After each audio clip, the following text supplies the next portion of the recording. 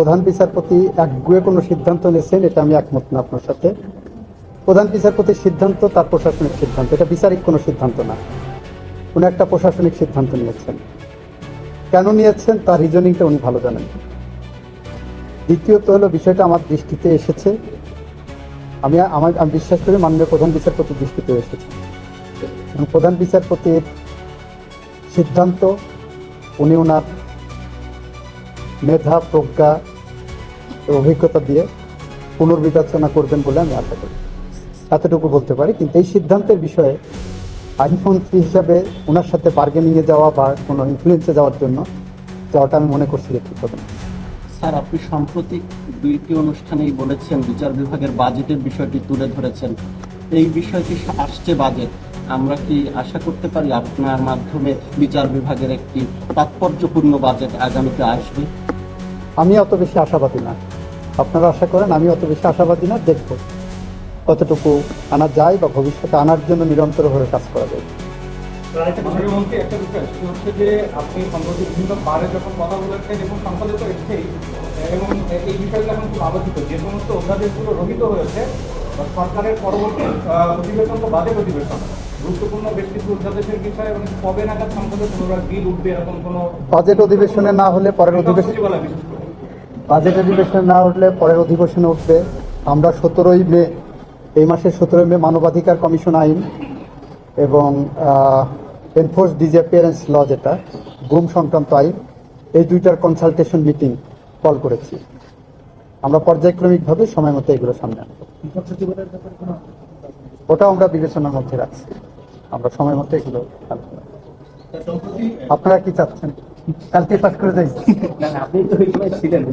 চাচ্ছেন? সরকারের দিক থেকে একটা বক্তব্য আমরা এরকম শুনেছি যে সচিবালয়, বিশেষ করে বিচার বিভাগের যদি সুপার স্বাধীনতা দিয়ে দেওয়া হয় সেক্ষেত্রে ব্যালেন্স নাও থাকতে পারে, বর্ডার ক্রস করতে পারে, ধরনের বক্তব্য এসছে। আপনি আইনমন্ত্রী হিসেবে আসলে সেটা মনে করেন কিনা, বা সরকার বলতে এই অর্থে আইন মন্ত্রণালয়কে বোঝায়। আইনমন্ত্রী হিসাবে এই ধরনের কোনো বক্তব্য আমরা বলি নাই, সুতরাং অন্য কে কি বললো সেটা আমার কাছে কগনাইজেবল না, আমি এটা কগনাইজেন্স নিচ্ছি।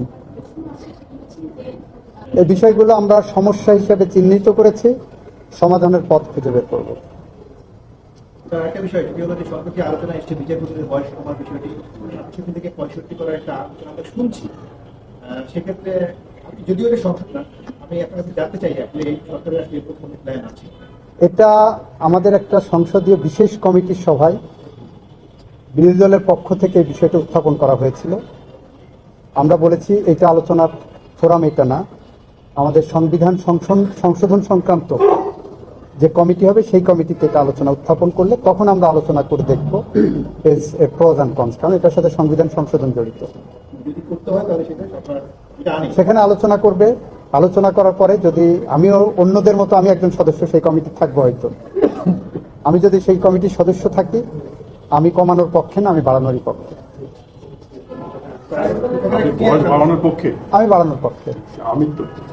আমৃত্যু না, পৃথিবীর বিভিন্ন দেশে আছে, আমরা কিছু কিছু জায়গায় এক্সপেরিয়েন্স যত বেশি হবে, বিশেষ করে বিচারপতিদের আমরা বেশি করে সেবা পাবো।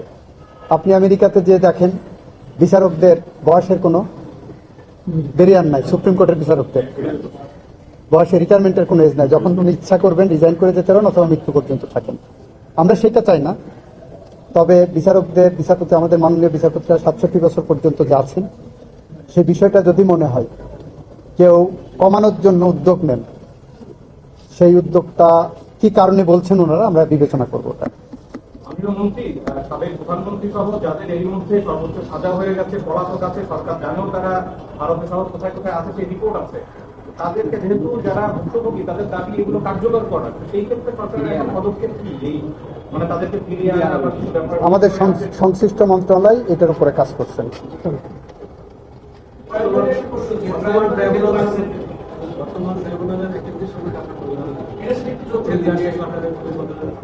আমি আমার জায়গা থেকে এখন পর্যন্ত বর্তমান ট্রাইব্যুনালের কার্যক্রম সম্পর্কে প্রশ্ন তোলার মতো কোনো দিক পাইনি, পাইলে নিশ্চয়ই আমরা দেখব। এখনো না।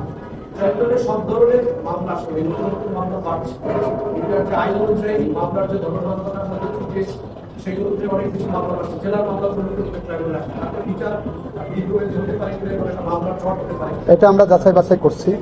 অপরাধ যদি হয়ে থাকে সেই অপরাধের বিচারের জন্য মামলার সংখ্যা বাড়া সেটা আমাদের কাছে অ্যাংজাইটির বিষয় না। অপরাধের তো বিচার হতে হবে, তাই না?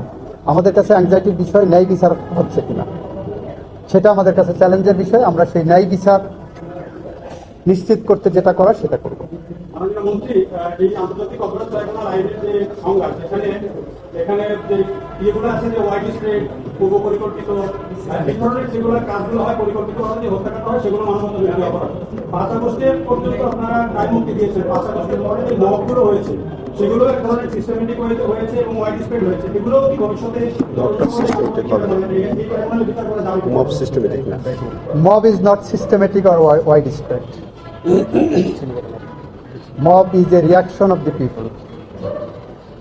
এবং সেটা যদি অর্ডিনারি ক্রাইমের মধ্যে পড়ে সেটা অর্ডিনারি আইন অনুসারে দেখা হবে। ডোমেস্টিক হতে আপনি যদি সেই বিচার করতে চান অনেক বিষয় চলে আসবে পিছনে। যাহলে যে কোনো স্বাধীনতা সংগ্রাম, যে কোনো গণ অভ্যুত্থান, যে কোনো বিপ্লবকে আপনার অসম্মান করা হবে। সেগুলো সবই আমরা দেখবো। মাননীয় মন্ত্রী, আগামীকাল ৭৭ গণহত্যার 13 বছর, সেখানে ট্রাইব্যুনালের অন্তর্ভুক্ত সংস্থা তদন্ত করছে, শীঘ্রই তারা হয়তো একটা রিপোর্ট দিবে। সরকারের পক্ষ থেকে এই ধরনের হত্যাকাণ্ডে নিয়ে উদ্যোগ আছে কিনা বিচার হওয়া নিয়ে প্রসিকিউশন টিম যখন কাজ করছে এটা সরকারি নীতির বাইরে তো না। আপনিই বলছেন তদন্ত করছেন, আপনিই বলছেন যে ট্রাইব্যুনালের প্রসিকিউশন টিম তদন্ত করেছেন, আবার আপনি বলছেন সরকারের কোনো পলিসি আছে কিনা। এই প্রশ্নটা হলো দ্বৈত নীতির অনুসরণ, সাংঘর্ষিক। আমরা গভর্নমেন্টের পলিসি আছে বলে প্রসিকিউশন টিম তাদের নিজস্ব গতিতে এগিয়ে যাচ্ছে।